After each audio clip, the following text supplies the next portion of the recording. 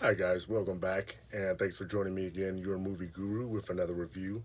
This time we're going to be reviewing Da 5 Bloods. It's a Netflix original movie directed by Spike Lee. It debuted a few weeks ago, to some fanfare. It's got a whopping 92% score for the critics on Rotten Tomatoes, with an average of 8 out of 10. But on the audience side, it's only got a score 52% with an average of 3 out of 5 stars. So a lot of you might be wondering, what's true here? Which one should I go with? And I think that I can kind of detail to you guys what's the big discrepancy in the ratings. So, for those of you who don't know anything about it, it's basically the story of some Vietnam veterans who return to Vietnam with two missions in mind. So they come uh, I say under the guise, but they do really want to go back and get a person who was a part of their group and return his remains home. And then they also want to go and get some gold that they had left over there on a mission that they went prior. And they just left the gold there, and then they're now all like in their 50s, and they're trying to go back and get the gold. And they're also, like I said, want to return their friends' remains. So that's what the plot of the film is. But what Spike Lee does is he uses that premise to explore very deep issues.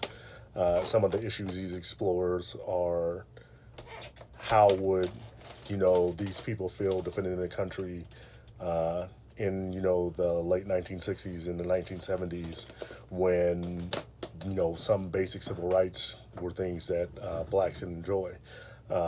Once again, these are all black Vietnam veterans. So that's one of the things that he explores in the film is what they felt during the time defending the country during this.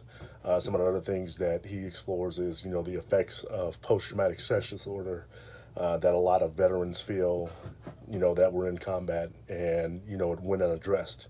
And then it delves deeper into how would that affected their relationships, with their families and things like that. And then even the issues of a lot of service members, when they went over to Vietnam, and just in general, when during campaigns, uh, they have children, in the theaters of war that they've been in, and then they go back home, once the war is over, things like that. And there can be a lot of kids and families that they have thousands of miles away that they either know about, or they have no idea about. So I find those things all incredibly compelling and interesting.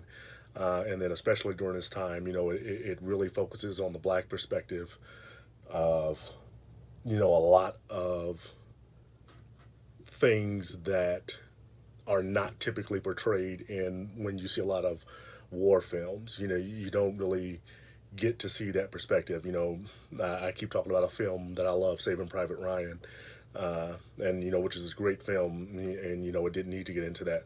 But you've never really seen a film like Saving Private Ryan, but that also dealt with how would a black soldier feel at that time, going to liberate France from Germany, and and fight the evil Nazis and all these things, and then feels like once I go home, I'm still not going to enjoy all the rights that some citizens have in my own country.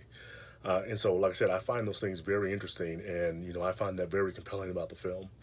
Where I think the disconnect and where you see this gap in the audience ratings is, and I think I've talked about this before, what I feel like sometimes what some directors will miss the mark in is that they will have these great themes and topics that they want to explore.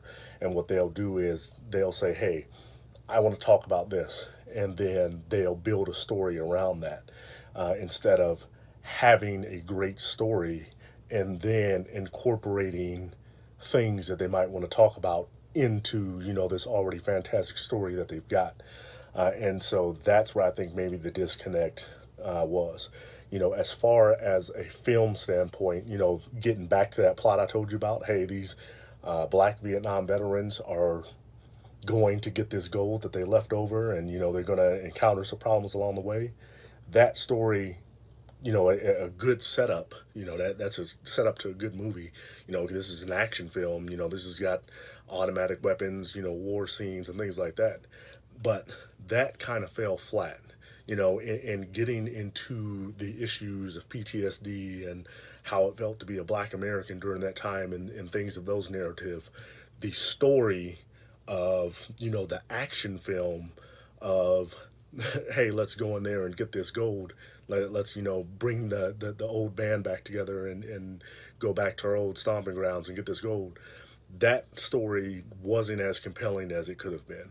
I found myself interested, in the themes he was exploring, but as far as the action of the film, I found that a little bit flat. I wasn't as interested in that. Especially for this film was, I believe it was 2 hours and 35 minutes. So for a action movie, I'm kind of looking to be entertained, with the action of the film, and not just, the themes that it's exploring, for the entirety of the film. That's kind of something that I'm expecting, if I'm seeing an action film. So that's for that reason I gave it a 7 out of 10. Very ambitious film, I thought. I would like to see those themes explored in film, and it would have been nice, to see that. I think, maybe if this was a drama, I think that a character drama or something like that, I think that it would have fared better.